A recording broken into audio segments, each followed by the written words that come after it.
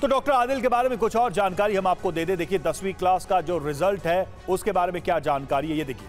अंग्रेजी, गणित, विज्ञान, सामाजिक विज्ञान, इन सब में उसके मार्क्स जरा देखिए आप। 100 में 88 नंबर अंग्रेजी में, गणित में 100 में 99 नंबर, विज्ञान में 100 में 98 नंबर और सामाजिक विज्ञान यानी सोशल साइंस में 100 में 82 नंबर। आप देखिए ये है इस टॉपर टेरर डॉक्टर की मार्कशीट। अब सवाल यह है कि अपने क्लास में टॉपर, पढ़ने में काफी शार्प। ये देखिए एक एक करके हम आपको दिखा रहे हैं। 12वीं के रिजल्ट्स की बात करें, देखिए रिजल्ट ऐसे था। अंग्रेजी में 100 में 76, फिजिक्स में 100 में 88, केमिस्ट्री में 100 में 88 और बायोलॉजी में 100 में 86 नंबर थे। ये 12वीं क्लास की मार्कशीट से जो जानकारी सामने आई वो हम आपको बता रहे हैं।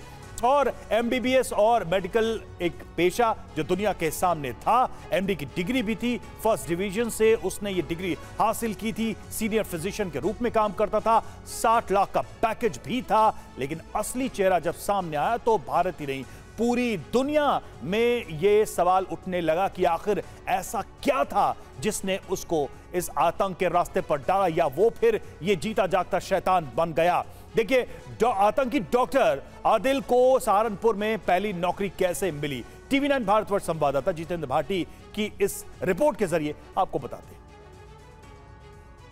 हैं। डॉक्टर आदिल को आप जानते हैं? जी सर।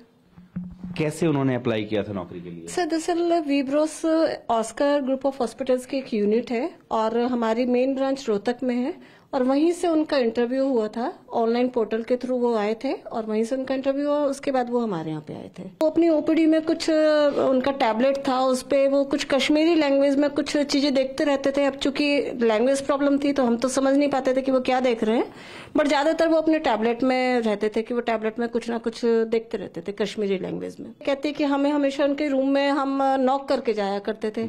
अब इतने में वो उनका क्या अंदर रहता था कि वो उसको छुपा के रख देते थे फोन को या क्या करते थे, लेकिन जैसे हम कभी गए और वो टैबलेट में देख रहे हैं तो वो उसको वहीं का वहीं स्टॉप कर दिया करते थे।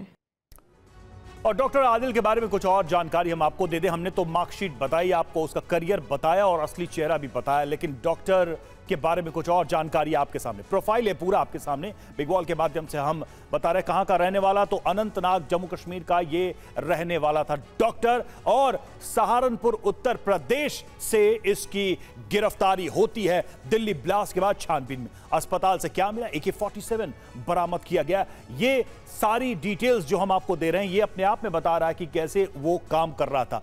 आतंकी मॉड्यूल का कोर सदस्य था, ये उसका मेन काम था, मुख्य कार्य था, एक तरीके से आप समझिए असली पेशा था जिसको वो डॉक्टर के रूप में छुपा रहा था। जितेंद्र भाटी हमारे साथ जुड़े हुए हैं। जितेंद्र, हम देख रहे थे पहली नौकरी कैसे मिली, क्या काम करता था, वहां के रहने वाले लोगों ने बताया, लेकिन सहारनपुर में किस तरह की गतिविधियां रहीं, कैसे वो लो प्रोफाइल रहता था, ऐसा कैसे हुआ कि लंबे समय तक इतने बड़े टेरर मॉड्यूल का आदमी लोगों की या पुलिस की या फिर इंटेलिजेंस एजेंसी की नजर से बचा रहा?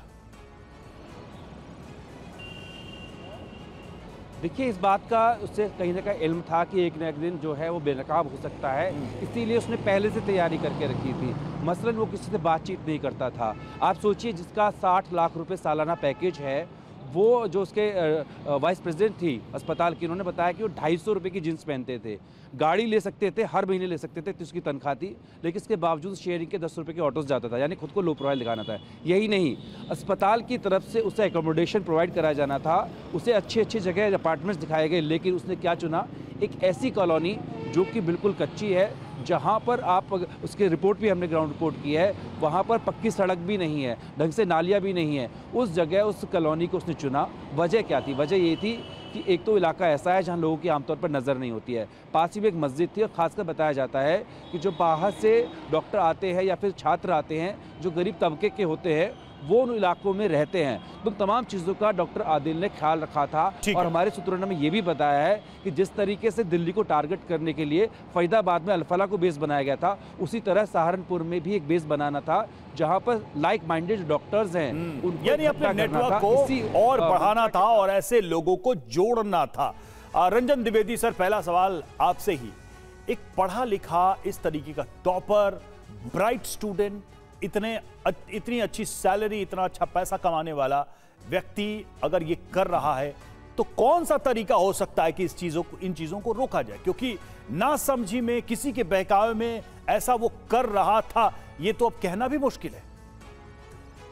देखिए रवि जी, ये हमको समझना चाहिए कि अगर हम किसी बुद्धिजीवी को पकड़ते हैं, एक ऐसा टारगेट बनाते हैं जो कि समाज में बहुत अच्छा कर रहा है, उसकी अच्छी छवि है, तो जाहिर तौर पे उसका इन्फ्लुएंस ज़्यादा होगा।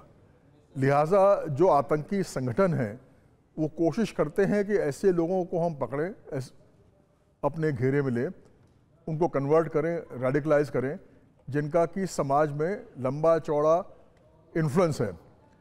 ये धारणा कि जो गरीब आदमी है वो इजी टारगेट है रेडिकलाइजेशन के लिए, तो मेरा विचार थोड़ा अलग है इसमें। जो गरीब आदमी है उसकी चिंता रहती है कि बच्चे पढ़ जाए हमारे, अगली रोटी कहाँ से आएगी, और वो इन लफड़ों में पढ़ना नहीं चाहेगा, एक बात। दूसरा ये है कि देखिए, आप ऐसे आदमी को तो लेंगे नहीं जो कि जिसका क्रिमिनल रिकॉर्ड रहा हो, ऐसे आदमी को लेंगे जो साफ सुथरा है।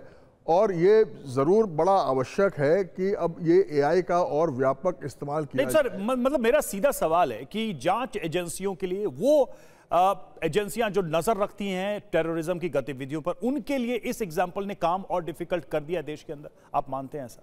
नहीं, आप बिल्कुल सही कह रहे हैं, आप बिल्कुल देखिए, हमको we have to understand, Hindustan एक लिबरल डेमोक्रेसी है, रूल ऑफ लॉ है, ह्यूमन राइट्स इंस्टीट्यूशंस हैं, और ये परस्पर जो है लड़ाई रहती है प्राइवेसी में और नेशनल सिक्योरिटी में। जितने आपके अगर हम पॉलिसी मेजर के तौर पर जो सोशल मीडिया है उसको ट्रांसपेरेंट करें कि वो उनको शेयर करना ही पड़ेगा कि क्या ट्रांजैक्शन हो रहा है उसमें, ये सरकार को एक मजबूत कदम उठाना पड़ेगा। बिल्कुल, यानी कि एब्सेंस में जो है इस तरह के, आप कह रहे हैं कि अब तो बहुत सारी चीजों को रिव्यू करने की जरूरत पड़ेगी कि आखिर कैसे हम और ज्यादा ट्रांसपेरेंसी रखें और ऐसे लोगों को हम नैब कर सके। चतुर्वेदी सर, बात यह है कि अब तो पड़ोसी देशों के तार दिखने लगे हैं, जैश के तार दिखने लगे हैं, बांग्लादेश तक कनेक्शन जा रहा है। हम समझना चाहेंगे कि ये जो टेरर मॉड्यूल है भारत के अंदर और इसका इंटरनेशनल कनेक्शन, उसके पीछे की कहानी क्या है? एक खबर देंगे, आपके पास लौटेंगे। देखिए, आतंकी आदिल के पड़ोसियों के हवाले से कुछ जानकारियां सामने आई हैं। 3 से 4 लोग गाड़ियों से आते रहते थे और आदिल लोगों से कम बात करता था, यह भी सामने आई है जानकारी। और आतंकी आदिल जहां रहता था वहां आस पड़ोस में रहने वाले लोगों का क्या कहना है, वो आपको सुनिए।